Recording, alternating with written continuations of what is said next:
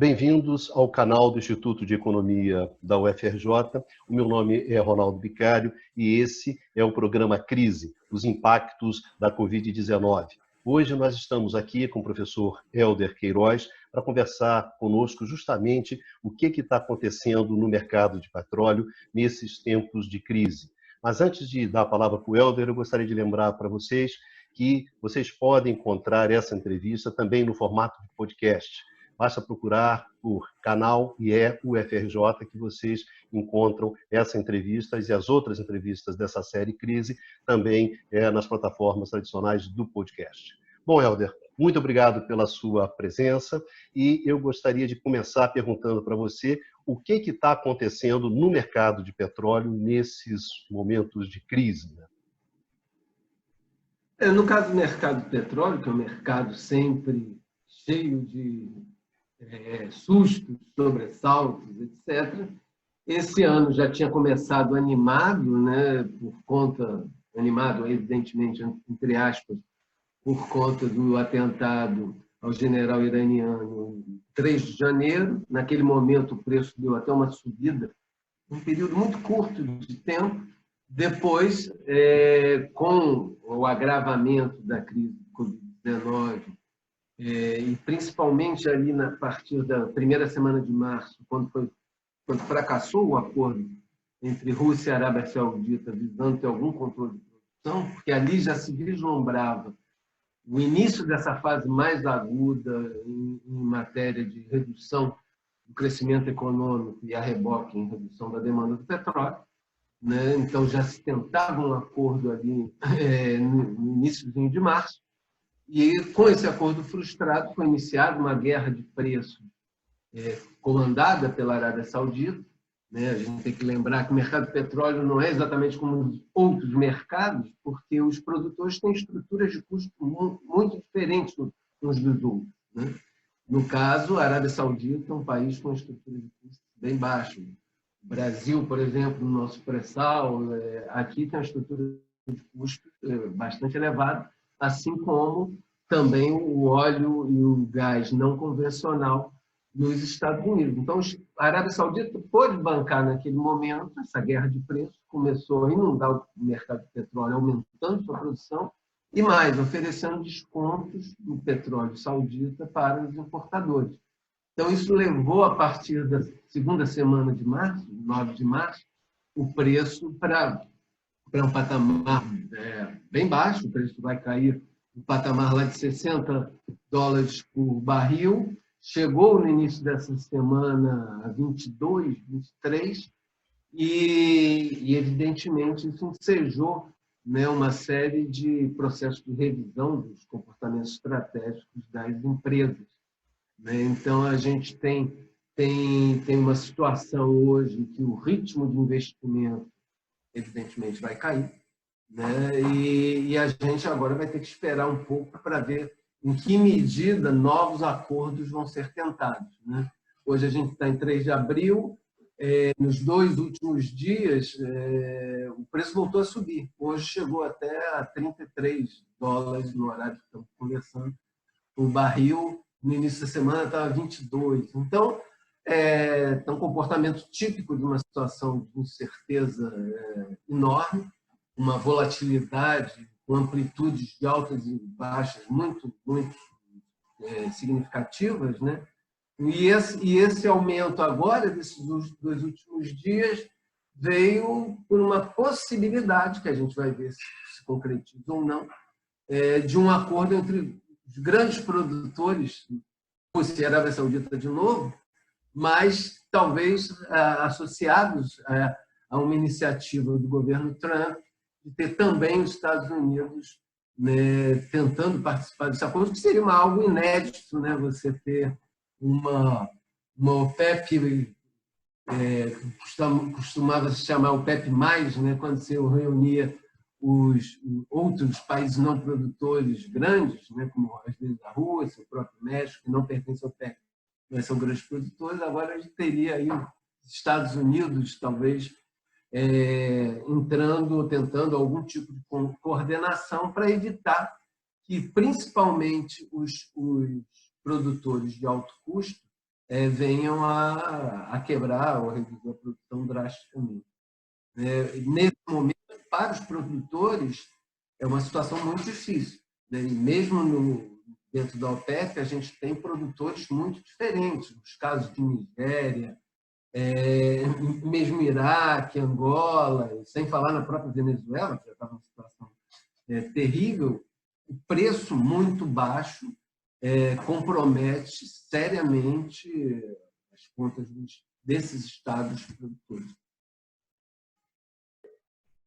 Helder, por que duas coisas, quer dizer, por que a Arábia Saudita partiu para cima, né, partiu para esse confronto, particularmente com a Rússia, e embora antes a Rússia, na verdade, foi quem não aceitou a proposta de reduzir, né, as cotas de produção lá em março, e dentro desse quadro de enfrentamento, né, entre a Rússia e a Arábia Saudita, existe também o petróleo não convencional americano, né?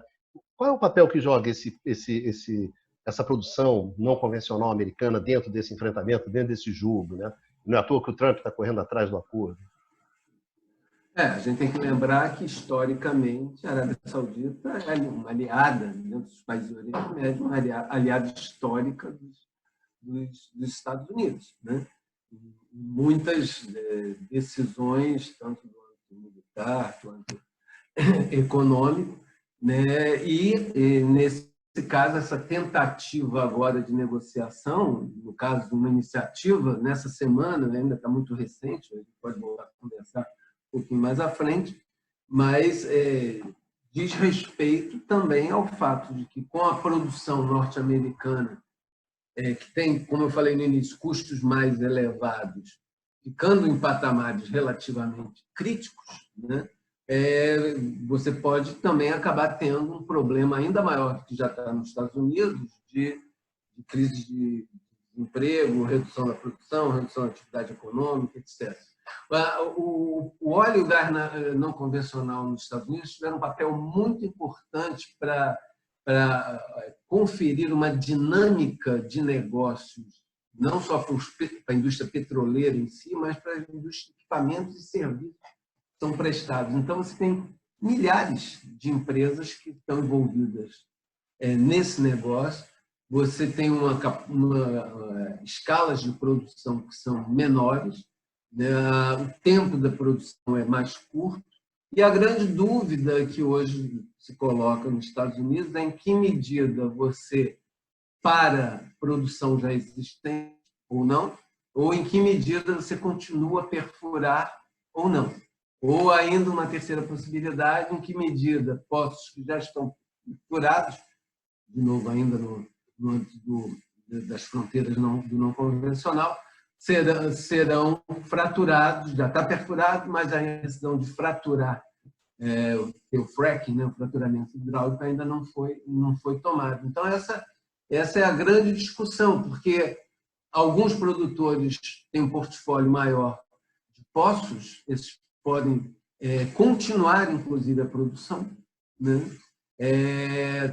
Mas talvez não iniciar a produção e a perfuração de novos poços, o que implicaria um pouquinho mais na frente você ter problemas para garantia, né, do nível de produção. Então, antigamente a gente falava que o petróleo da Arábia Saudita tinha um papel de ser o swing producer, né, que fazia ali a margem para você aumentar ou não a produção e por aí você tentar algum acordo de preço. No caso, hoje, tem gente que diz que hoje a gente tem vários swing producers e esses producers vêm do petróleo não convencional, né, norte-americano, né? A gente falar um pouco em economês, né, tudo vai depender da elasticidade da oferta de curto prazo desse elasticidade de preço, né, da oferta de curto prazo no petróleo não convencional. De que maneira os produtores vão estar respondendo ou não a essas oscilações de preço.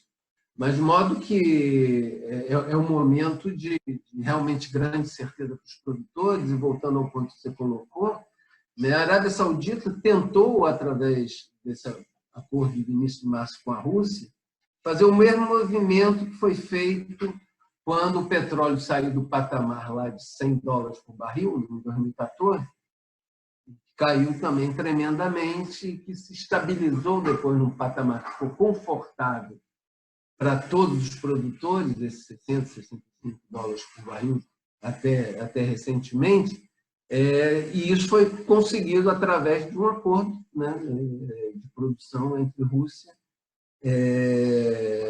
Arábia, e no caso também você tinha uma participação até do México em determinados momentos. Então você teve como segurar. Mas agora o problema é que, nesse instante, você tem uma incerteza de demanda muito grande.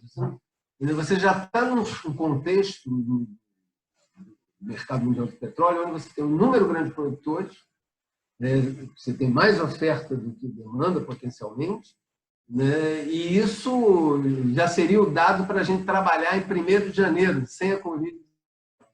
O mercado já trabalhava com esse excesso de oferta.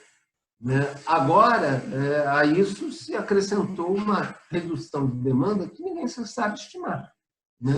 Então, a gente está tendo um impacto muito grande, isso depois, quando a gente tiver a oportunidade de falar sobre o Brasil, isso implica na revisão completa das cargas que estão sendo processadas pelas refinarias, porque na maioria dos países a demanda por combustíveis, diesel, gasolina, aqui também o GLP, etc., a demanda por alguns combustíveis diminuiu muito, mas no caso, por exemplo, do GLP do Brasil, subiu bastante. Então, isso implica, na revisão da logística e dos processos de otimização das decisões que estão associadas ao refino. Uma outra questão é que sempre se fala muito sobre a resiliência dessa produção não convencional americana, né? Da modularidade, volume de capital menor, etc. Enfim, mas eu acho que a indústria americana de não convencional nunca enfrentou um quadro como esse, né? Com essa gravidade, né? Então, uma outra coisa também que sempre a gente se coloca, Helder, é que quando a gente estava olhando os cenários, né, os cenários da Agência Internacional de Energia, é muito interessante que a grande expansão da produção de petróleo viria justamente do não convencional, né? A grande aposta era exatamente no não convencional e depois em Brasil aparecia, né, inclusive em segundo lugar, etc, etc. Quer dizer, como é que ficam essas previsões, né, de que, na verdade, você ia puxar a indústria de petróleo a partir do não convencional, a partir de águas profundas? Quer dizer, em que pé estamos essas perspectivas desse petróleo novo, né? Então, não só o da Agência Internacional de Energia pontua exatamente o que você mencionou, outros cenários, outros outlooks, né? Cenários que projetavam energia, com a oferta e a demanda de energia para 2040, 2050, etc., consideravam que a oferta adicional de petróleo no mercado internacional viria justamente daquilo que a gente chama as fronteiras de custo elevado. São o petróleo não convencional norte-americano, em primeiro lugar. O Brasil estava, no caso da Agência Internacional de Energia, que a gente conhece bem, já era o segundo colocado. Então, se você olhasse 2020 a 2040, o que seria acrescentado, em média por ano, ao mercado internacional viria dessas fronteiras de alto custo. Algumas delas vão estar comprometidas, evidentemente.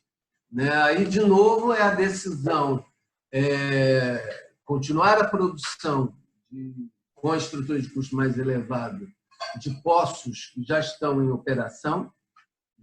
Acho que, como já estão em operação, muitos deles vão continuar, e até sendo relativamente rentáveis. Agora, a decisão de dar continuidade ao processo de desenvolvimento da produção com uma incerteza tão grande como essa, com um patamar muito baixo, aí ela se torna muito mais difícil e crítica. né? No nosso caso aqui, a gente tem um conjunto muito pequeno de produtores, né? A Petrobras é predominante, concentrou muito das suas apostas recentes no pré-sal, dada a produtividade do pré-sal, a boa geologia, etc., mas são áreas de custo elevado, né? Então, você vai ter que revisar algumas dessas decisões daqui para frente. No caso dos Estados Unidos, o que eu acho muito provável que vai acontecer, tem sempre, a história mostra que tem sempre nos contra-choques, como a gente chama, mais importantes, o preço sempre aconteceu, em 86, agora em 2014 de novo, e acho que não vai ser diferente agora, é que você acaba tendo a oportunidade de uma reconcentração da indústria, né? Empresas grandes comprando pequenas, médias comprando pequena comprando pequena, algumas desaparecem, e no caso norte-americano isso vai acontecer com certeza, porque você tem uma produção mais atomizada, em um grande número de produtores, com portfólios de poços muito diferentes. Se você tem uma empresa pequena que tem lá 2 poços, ela não vai aguentar. Então, ou paralisar a produção, ou vai vender o negócio para alguém que esteja próximo, que possa explorar essa oportunidade. Então, é muito provável que se vá na direção de uma concentração, no caso americano, né, se o preço dele se manter agora. Eu imagino que, mesmo um acordo desses, se vier a acontecer, né, que ainda com certeza, né, só uma sinalização, etc., onde os Estados Unidos também está interessado, principalmente em preços um pouco mais elevados, para não quebrar por sua produção doméstica, que eu lembro, é uma variável do ponto de vista geopolítico muito importante, porque garante segurança de abastecimento, a redução da dependência do petróleo vis-à-vis outros fornecedores, notadamente o Pérsico, etc. Então, nessas condições, os produtores e as empresas petroleiras hoje já estariam muito felizes com $40 por barril. Está todo mundo muito assustado, porque, como já falamos aqui no início da semana, chegou a 22, 21 e tal. Voltar para um patamar que seria 40 já seria muito bom para eles, de forma que acho que a gente ainda vai ter que aguardar principalmente as sinalizações que vão vir da economia como um todo, porque isso é que vai dar elementos sobre qual será o comportamento da demanda daqui para frente, né? Porque hoje, como a gente sabe, né, a demanda realmente caiu muito em função da paralisia generalizada que a pandemia Covid-19 tem causado. Eu gostaria de fazer uma pergunta dentro desse contexto do mercado internacional, do que está acontecendo no mercado de petróleo, né? O que eu gostaria de saber é uma coisa mais específica com relação ao Brasil, mas sob a perspectiva de como é que fica o pré-sal, dentro desse contexto. Quer dizer, os impactos das coisas que estão acontecendo no Brasil, de questão de abastecimento, segurança, GLP e tudo mais, enfim, estão colocados na mesa, a própria questão da Petrobras, a gente pretende discutir num próximo programa, né? Hoje nós estamos discutindo mais o mercado de petróleo. Eu gostaria de uma análise do Brasil dentro desse contexto do mercado de petróleo. O que está acontecendo no mercado de petróleo e os impactos sobre o Brasil, os impactos sobre o pré-sal, os impactos sobre a Petrobras. Então, o Brasil já se tornou, né, um exportador líquido, né, no mercado internacional relevante. Já, claro que oscila mês a mês, mas já teve meses que essa exportação já atingiu volumes superiores a 1 milhão de barris dia, que é extraordinário. É uma contribuição muito importante hoje do ponto de vista do valor das exportações. Nos 2 últimos anos foi em torno de 25 bilhões de dólares de exportação. Desse ponto de vista, como um país petroleiro e como a arrecadação de royalties está atrelada ao preço, as arrecadações de royalties têm se revelado importantes, né? Inclusive na contribuição para para você tentar equacionar o problema fiscal. Claro que quando o preço cai, para países exportadores é muito ruim, né? Então, o valor das exportações vai cair e a arrecadação, num momento tão dramático como esse, também vai cair. Isso afeta a União, o governo federal, mas os estados e municípios beneficiários dessas arrecadações de royalties e outras participações governamentais. Então, a gente vai ter realmente um impacto muito grande. Como para qualquer outra petroleira nesse momento, né, o preço diretor do negócio da matéria-prima, o petróleo bruto caindo, a Petrobras também não vai escapar, ela vai ser atingida, assim como todas as outras empresas. A particularidade da Petrobras é que pega a empresa num processo ainda de revisão dos seus negócios, de financeiro, de revisão do seu plano estratégico. Um dos últimos que começou ainda lá no governo Temer, que mais recentemente ganhou mais interesse do ponto de vista da alienação dos ativos, com o anúncio da venda da refinaria, da redução da participação do gás, etc. E também esses negócios e essas assim, diretrizes que presidiam aí o plano de negócios último também vão ter que ser revisadas, até porque, no caso, você, primeiro, que não vende 8 refinarias como 8 pacotes de jujuba, né? Então, isso demora. Os candidatos a comprar também estão revisando suas estratégias, né? Vai faltar recursos para muita gente. Então, nesse sentido, cabe agora uma reflexão importante para saber, inclusive, se a melhor estratégia é você se tornar apenas uma empresa offshore, que era no pré-sal, que era um pouco do caminho que a Petrobras estava tomando ao centrar, né, o seu plano de negócios, basicamente, nos investimentos ali associados. E o futuro, com relação ao desenvolvimento de novas áreas, o Brasil é o país provavelmente que tem mais volume de recursos descobertos a serem desenvolvidos. Então, fui lá, fiz a CISB, explorei, perfurei, sei que tem áreas boas, mas vou precisar desenvolver essa produção. O que significa? Significa comprar plataforma, preparar a área, comissionar a plataforma e começar a produção. E são etapas longas, altamente intensivas em capital, e o desenvolvimento desses novos, vão passar a ser campos, né? Antes eram recursos, vão passar a ser efetivamente campos de produção, aí sim acho que podem ficar comprometidos dada a estrutura de custos que você tem ali no pré-sal. Então, vamos esperar, vamos ver o que acontece, mas com certeza um patamar de preço entre 20 e 30, que é quando operou essa semana, não favorece os países que têm estrutura de custo mais elevada.